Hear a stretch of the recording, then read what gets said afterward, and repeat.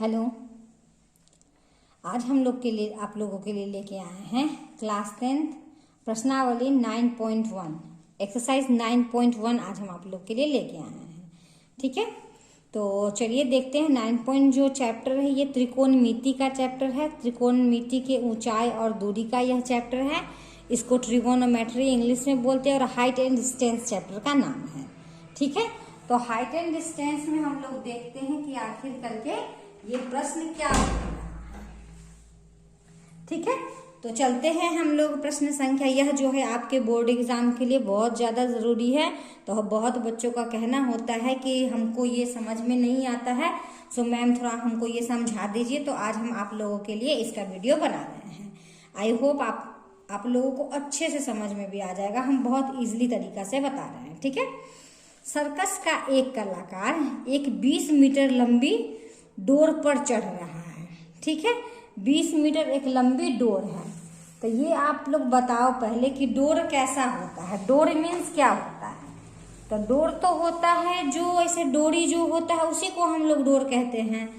Circus का एक कलाकार एक 20 मीटर लंबी डोरी मीन्स रस्सी वायर पर चढ़ रहा है। वायर तो ये इलेक्ट्रिक वाला नहीं, कोई रस्सी पे वो चढ़ रहा है जो अच्छी तरह से तनी हुई है। तनी हुई मतलब टाइट है वो, और भूमि पर सीधी खंबे के शिखर से बंधा हुआ है। देखिएगा यहाँ इस क्वेश्चन में जो है फिगर पे ध्यान देना बहुत जरूरी है। भूमि पर सीधी एक खंबा, ठीक है, खंबा हो गया, शिखर से बंधा हुआ है। शिखर मतलब ऊपर का भाग, ये रहा डोरी बंधा हुआ है। तो यदि भूमि के साथ डोर द्वारा बनाया गया कोण 30 डिग्री हो तो खंभे की ऊंचाई ज्ञात कीजिए। यह जो है एनसीईआरटी बुक का है, 9.1 एक्सरसाइज का है। तो अब हम जैसे जैसे ये क्वेश्चन बोल रहा है वैसे वैसे इसका हम सोल्यूशन करते चलते हैं। ठीक है, तो सोल्यूशन करते चलते हैं। तो हम लोग देखते हैं कि यह क्या बोल रहा है। तो सर्कस का ये डोरी हो गया। ठीक है, बोल रहा है कि 20 मीटर लंबी डोर पर, तो ये मेरा हो गया 20 मीटर। इस पे चढ़ रहा है, अच्छी तरह से तनी हुई है, और भूमि ये नीचे हो गया, खंभे के शिखर से, शिखर मतलब ऊपर से बंधा हुआ है। यदि भूमि के साथ डोर द्वारा बनाया कोण, भूमि के साथ यह डोरी है तो इसके द्वारा बनाया हुआ कोण जो है वो 30 डिग्री है। उसके द्वारा बनाया हुआ कोण अगर 30 डिग्री है तो खंभे की ऊंचाई ज्ञात कीजिए। खंभे की ऊंचाई ज्ञात कीजिए। यह जो है हमारा फिगर यहाँ बन के तैयार हो गया है। ठीक है, तो आप लोग को इससे पहले चैप्टर में जो है आप लोग ने साइन कॉस थीटा, देखिए साइन थीटा, कॉस थीटा और टेन थीटा का फॉर्मूला जाना होगा। ठीक है, तो साइन थीटा बराबर क्या होता है? साइन थीटा बराबर होता है P/H। कॉस थीटा बराबर क्या होता है? B/H। और टेन थीटा बराबर क्या होता है? P/B। ये होता है P, ये होता है H, ये होता है B। P को हम लोग हिंदी में क्या बोलते हैं? हम लोग बोलते हैं लंब, इसको बोलते हैं कर्ण, और इसको बोलते हैं आधार। ठीक है, अच्छे से प्रश्न को समझिएगा। इस पहला प्रश्न को आप लोग अच्छे से अगर समझोगे तो आगे बनाने में परेशानी नहीं होगा। साइन थीटा बराबर होता है P/H। P perpendicular hypotenuse base बोलते हैं। कॉस थीटा बराबर B/H, टेन थीटा बराबर P/B। तो इस क्वेश्चन में हमको सबसे ज्यादा यह ध्यान देना है कि किसका किसका संबंध जो है ये प्रश्न में आ रहा है। तो प्रश्न में देखिए कि यहाँ ऊंचाई पूछ रहा है, हाइट पूछ रहा है, और ये जो है कर्ण दिया हुआ है, ये डोरी तना हुआ है। चलिए इसका पहले हम लोग नाम लिख लेते हैं ABC। तो यहाँ डोरी दिया हुआ है, डोरी तना हुआ है, वो दिया हुआ है मेरा मतलब कर्ण दिया हुआ है, और लंब बोल रहा है निकालने के लिए। तो हम लोग कैसे जानेंगे कि किसका फॉर्मूला यूज करना है? तो आप ध्यान से देखोगे कि हमको ये जो 3 फॉर्मूला, बस 3 फॉर्मूला से ही आपका यहाँ पे इसका हल बनेगा। 3 फॉर्मूला से यह देखेंगे कि साइन थीटा ये P निकालना है, तो P और H किस फॉर्मूले में आता है। तो देखिए P और H किस फॉर्मूले में आता है? साइन थीटा में आता है। ध्यान से देखो, P और H किस में आएगा उसी का यूज हम लोग करेंगे। तो P और H हमारा देखिए तो साइन थीटा में आ रहा है, कॉस में देखो तो B/tan में है जो PYB है। मतलब PH जो एक दिया हुआ है जो निकालना है, उस दोनों का रिलेशन को हम लोग को समझना है। ठीक है बच्चों, तो यहाँ ध्यान दीजिए। तो P और H जो है हमारा साइन थीटा में दिया हुआ है, थीटा तो यहाँ 30 डिग्री जो एंगल होता है वो थीटा होता है। ठीक है, तो देखिए इसका हल हम लोग कैसे निकालेंगे। साइन थीटा बराबर क्या होता है? P/H होता है। तो साइन थीटा की जगह पे हमको क्या डालना है? 30 डिग्री। और P का मान हम लोग यहाँ AB लिख सकते हैं और H का मान हम लोग यहाँ AC लिख सकते हैं। कोई दिक्कत? कोई दिक्कत नहीं होगा। इससे पहले जो है चैप्टर में है जो है आप लोग जाने होंगे कि साइन थीटा का वैल्यू क्या है, साइन 0 का वैल्यू क्या है, साइन 45 का क्या है, 60 का क्या है। इस प्रकार से जो है आप लोग अनुपात ये जो मान वाला है उसका वैल्यू देखे होंगे। तो अगर नहीं देखेंगे होंगे तो हम एक वीडियो में जो है इसका सिर्फ मान करके ही अपलोड कर देंगे। तो आप लोग को याद करने या उसको तरीके से अगर याद की बनाइएगा तो याद करने का जरूरत भी नहीं होता है, बस दिमाग में सेट करना है। तो साइन 30 का वैल्यू होता है 1/2। साइन 30 का वैल्यू क्या होता है? 1/2 बराबर AB तो हमको निकालना है, तो AB की जगह पे आप लोग AB रहने दोगे। और AC का वैल्यू मेरा यहाँ 20 दिए हुए हैं। कोई दिक्कत? कोई दिक्कत नहीं। अब यहाँ पे क्रॉस मल्टीप्लीकेशन का यूज करते हैं। तो क्रॉस मल्टीप्लीकेशन यूज हम लोग करते हैं तो ये ऊपर वाले को नीचे वाले से, इस ऊपर वाले को इस नीचे वाले से, तो यहाँ अगर करते हैं तो ये हो गया 2AB। 2AB बराबर मेरा क्या हो गया? 21 से 20। कोई दिक्कत? कोई दिक्कत नहीं होगा। तो AB बराबर मेरा क्या होगा? ये गुना जो है बराबर के नीचे जाके कहाँ चला जाएगा? भाग में। तो AB बराबर मेरा कितना हो गया? 10। मतलब यहाँ क्या क्वेश्चन पूछ रहा था कि खंभे की ऊंचाई ज्ञात किस लिए, इसीलिए खंभे की ऊंचाई मेरा कितना निकल गया है? ऊंचाई बराबर 10 मीटर। इस प्रकार से जो है हमने एक्सरसाइज 9.1 का क्वेश्चन नंबर 1 का हल कर दिया है। आई होप आप लोग को समझ में भी आ गया होगा। तो अच्छे से क्वेश्चन को पहले समझिएगा। पहला क्वेश्चन समझ में आएगा तो दूसरा और तीसरा समझ में आएगा। पहला क्वेश्चन को समझना बहुत जरूरी है। पहला क्वेश्चन अगर समझ में नहीं आता है तो आपको लोग को आगे बनाने में बहुत ज्यादा प्रॉब्लम आने वाला है। तो अगर आपको कहीं से भी कोई प्रॉब्लम अगर आ रहा है तो हमें कमेंट करके जरूर से जरूर बताइएगा, ताकि जो भी आपको डाउट आ रहा है उसको हम क्लियर कर देंगे। ठीक है, तो चलते हैं हम लोग इसके प्रश्न संख्या भाग 2 की ओर। प्रश्न संख्या ही 2 की ओर है। ठीक है, तो चलिए प्रश्न को पढ़ते हैं हम लोग। अब प्रश्न क्या है? तो प्रश्न दिए हुए हैं, आंधी आने से एक पेड़ टूट जाता है। चलो अच्छी बात है।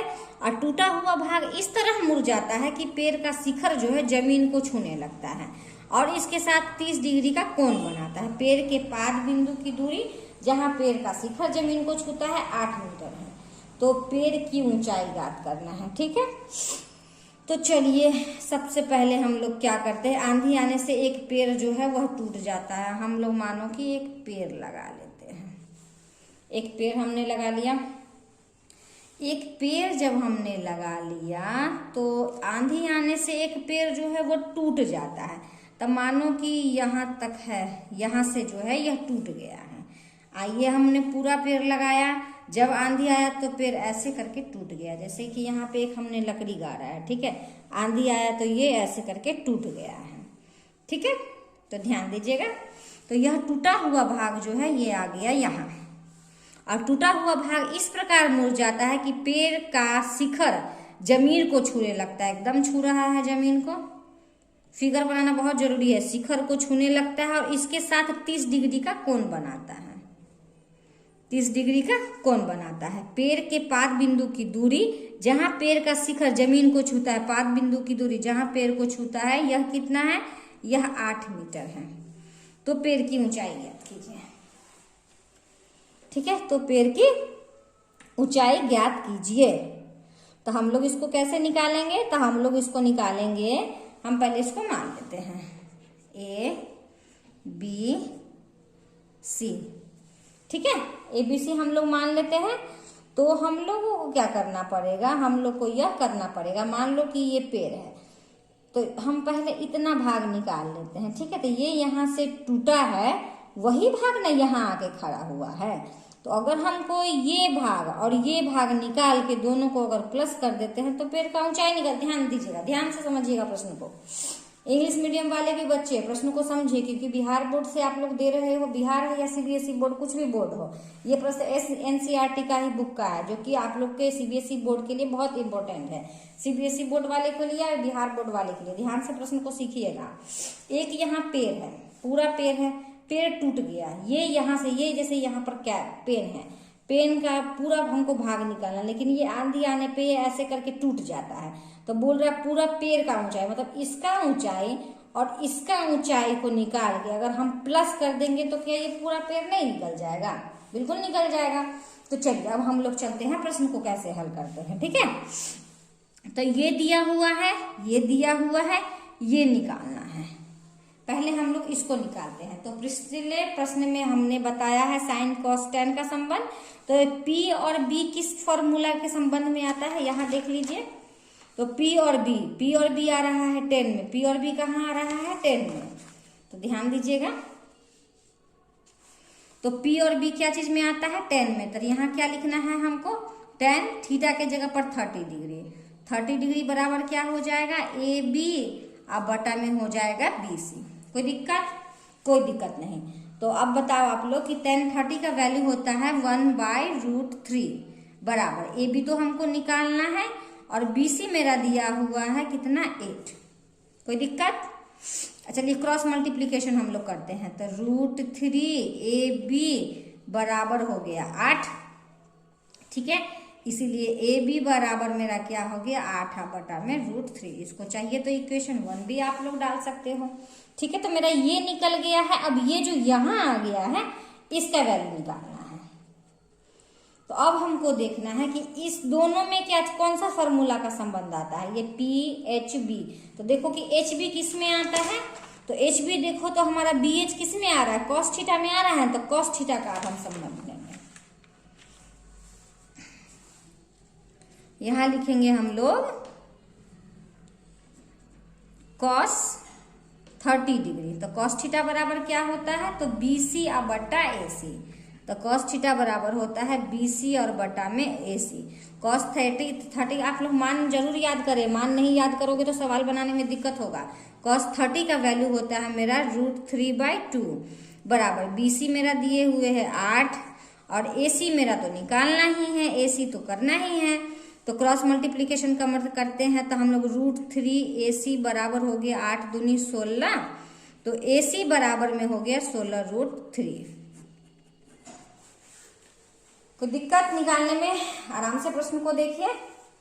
तो चलिए अब हम लोग क्या करते हैं, हम तो ये भाग भी निकाल लिए और ये भाग भी निकाल लिया। अब अगर दोनों को हम लोग प्लस कर देते हैं तो ये पूरा भाग का ऊंचाई निकल जाएगा। इसलिए लिखेंगे समीकरण 1 एवं 2 को जोड़ने से।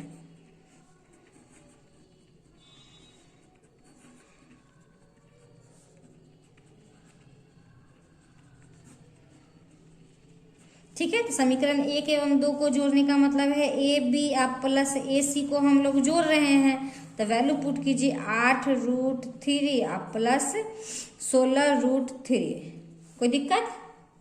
कोई दिक्कत नहीं होगा, देखिए अच्छे से। तो देखिए √3 का एलसीएम ले लिए तो √3 को डिवाइड किए तो 1 into 8 ये 16, ये दोनों को प्लस कीजिए 24/√3। ये इतना आ गया। तब आप लोग को रेशनलाइजेशन परिमयकरण करने आता होगा। क्लास 9th में हम लोग ये इस चैप्टर को पढ़ते हैं, परिमयकरण कैसे किया जाता है। तो परिमयकरण करने का तरीका है जो नीचे है उसी को गुना भी करना है और भाग भी करना है। तो √3 को √3 से गुना भी कर देंगे और √3 से भाग भी कर देंगे। इसको काट दिए तो कोई वैल्यू नहीं आएगा। रेशनलाइजेशन में जो नीचे होता है उसी से गुना और उसी से भाग किया जाता है, ठीक है। तो देखिए तो ये हो गया 24√3 और √3 को √3 से हम लोग गुना किए तो क्या हो गया, √3 को √3 से किया गुना किया तो √3 का स्क्वायर हो गया। तो 24√3 स्क्वायर से रूट कैंसिल, ये हो गया 3 8 24। तो 8 तो पेड़ की ऊंचाई कितना हो गया,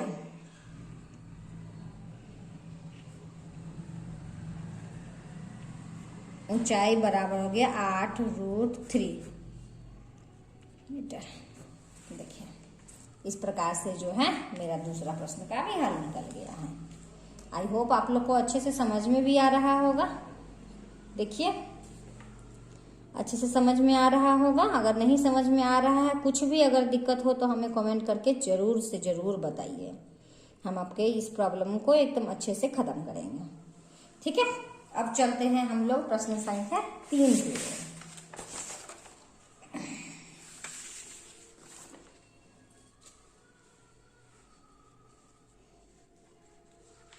देखिए प्रश्न संख्या 3 क्या कह रहा है, दिख रहा है।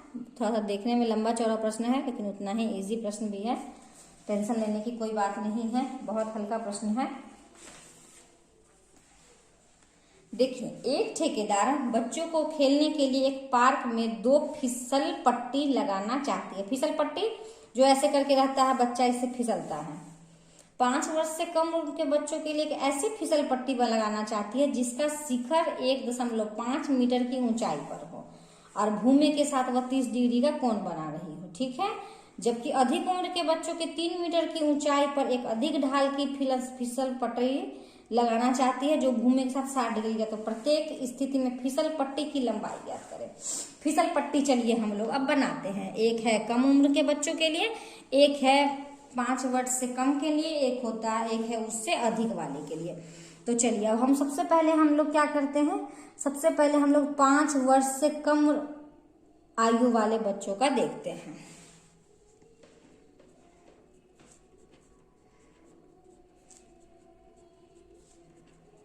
कम उम्र के बच्चों के लिए फिसल पट्टी बनाना है। ठीक है, कैसे बच्चा सब खेलता है, आप लोग पार्क में गए होंगे तो देखे ही होंगे। ऐसे ऐसे करके सीढ़ी चढ़ जाता है, यहाँ बैठ के ऐसे ऐसे सर जाता है ना, तो वही निकालना है। तो शिखर की ऊंचाई दिए हुए है यहाँ पे कितना, 1.5 मीटर। फिसल पट्टी मतलब फिसलने वाला जो पट्टी है ना, वही निकालना है। तो ABC और बोल रहा है कि 5 वर्ष से कम बच्चों के लिए ऐसे फिसल पट्टी लगाना चाहती है जिसका शिखर इतना है और भूमि के साथ जो है यह 30 डिग्री का कोण बनाती है। बस पहले एक भाग को हल कर लेंगे, फिर दूसरे भाग को हल करेंगे। तो चलिए अब हम लोग देखते हैं कि ये निकालना है PHB। तो P और H किसका फॉर्मूला में आता है, तो P और H आता है साइन में आता है। साइन थीटा बराबर P/H होता है। तो देखिए साइन 30 डिग्री बराबर हो गया AB बटा में AC। साइन 30 का वैल्यू 1/2, AB का मान 1.5 और AC का AC क्रॉस मल्टीप्लीकेशन कीजिए तो AC बराबर हो गया 1.5 इंटू 2 मल्टीप्लाई करो, 5 दूनी 10, 2 एकम 2 आए 3, 3.0। 3.0। अब हम लोग, ये तो हो गया मेरा आधा भाग। अब चलते हैं जबकि अधिक 5 वर्ष से अधिक उम्र के बच्चों के लिए फिर से फिसल पट्टी बनाते हैं। तो अब बोल रहा है कि ढाल जिस भूमि के साथ यह 60 डिग्री का कोण बनाता है। ठीक है, और इसका जो है 5 वर्ष कम बच्चों के जिसका शिखर इतना मीटर ऊंचाई पर है 30, जबकि अधिक उनके बच्चों के 3 मीटर का ऊंचाई, ये जो है 3 मीटर दे रहा है, डिग्री 60 डिग्री बना रहा है। फिर ये फिसल पट्टी यही निकालना है, तो इसमें निकालना है तो फिर साइन का ही संबंध आ जाएगा। सब आप लोग को समझ में आ रहा होगा। तो साइन कितना डिग्री ले लेंगे, साइन अब ले लेंगे 60 डिग्री।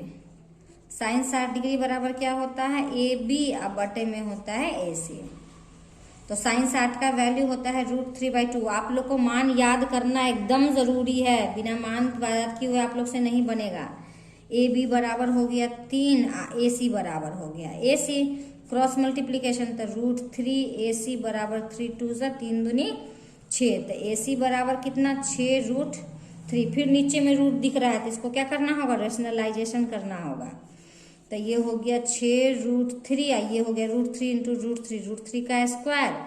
तो 6√3 स्क्वायर से रूट कैंसल, तो 3 दूनी 6 बराबर गया 2√3। तो यहाँ पे हम लोग लिख लेंगे कि 5 वर्ष से कम आयु के बच्चे के लिए फिसल पट्टी की लंबाई, यहाँ पे हल हो गया है, लास्ट में लिख दो कम उम्र के बच्चों के लिए फिसल पट्टी की ऊंचाई 5 वर्ष से कम वाला का कितना निकला है 3 मीटर एवं 5 वर्ष से अधिक उम्र के बच्चों के लिए फिसल पट्टी की ऊंचाई कितना निकालना है हमने 2√3। कोई दिक्कत? देख लीजिए 5 वर्ष से कम वाला का निकल गया मेरा यहाँ पे 3 मीटर निकल गया है, और 5 वर्ष से अधिक वाला के लिए हमको निकल गया है 2√3। अच्छे से प्रश्न को देख के बनाइए आप लोग भी। हमें उम्मीद है आप लोग को अच्छी तरह से समझ में भी आ गया होगा। तो चलिए आज तो हमने प्रश्नावली 9.1 का 3 क्वेश्चन का हल कर दिया है, और आगे का क्वेश्चन का हल जो है हम अपने नेक्स्ट वीडियो में लेके आएंगे। तो अगर आपको मेरा बताया हुआ तरीका अगर आपको समझ में आ रहा होगा तो प्लीज़ मेरे चैनल को लाइक कीजिए, सब्सक्राइब कीजिए, और जितने ज़्यादा से ज़्यादा हो सकता है अपने दोस्तों के साथ शेयर कीजिए। अगर 2024 में आप 10th बोर्ड देने वाले हैं तो इस प्रश्न को जरूर देखें। आपको यह जो है ये चैप्टर कंप्लीट करने में बहुत मदद करेगा। CBSE बोर्ड हो या बिहार बोर्ड हो, इस प्रश्न का हल जरूर देखें। आप लोग को इस चैप्टर को बनाने में बहुत आसानी होगा, और ये चैप्टर से जो है एग्जाम में क्वेश्चन आता ही आता है। ठीक है, तो चलिए अब हम मिलते हैं नेक्स्ट वीडियो में नेक्स्ट क्वेश्चन के साथ। इसके आगे वाले हल को हम लेके आएंगे। तब तक आप लोग 3 क्वेश्चन का हल करें, प्रैक्टिस करें। ठीक है, चलिए अब मिलते हैं अगले वीडियो में। धन्यवाद।